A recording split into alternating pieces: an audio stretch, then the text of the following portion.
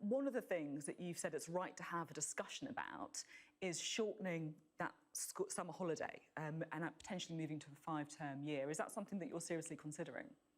Well, it's a whole range of different sort of proposals that we're looking at, whether it's a 5-term year, whether it's lengthening the school day, but also measures such as enhancing the support that we give to teachers, supporting them in their professional development, making sure they can be actually the very best of themselves. It's looking at different measures. Specifically on the holidays, is that something that is seriously on the table? It could happen.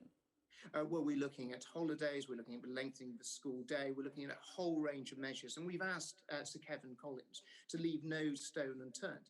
For us, we see this as one of those moments, a little bit like the 1944 Education Reform Act that came out of the Second World War, about how we can be transformative in terms of changing and improving the opportunities for young people. But it's got to be evidence-based. We've got to look as to what is going to have the biggest positive impact on children's lives.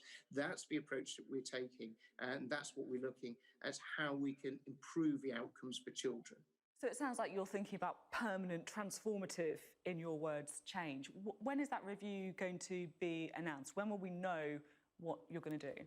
Well, it's a whole series of different changes. The first step of those changes were what we announced just the other week, where we set out our plans for catch-up, whether it's the expansion of small group tutoring for children from the most disadvantaged that's going background. on into helping children catch up. What do we know? What's the time frame of it? I mean, could it be in place for this summer holiday?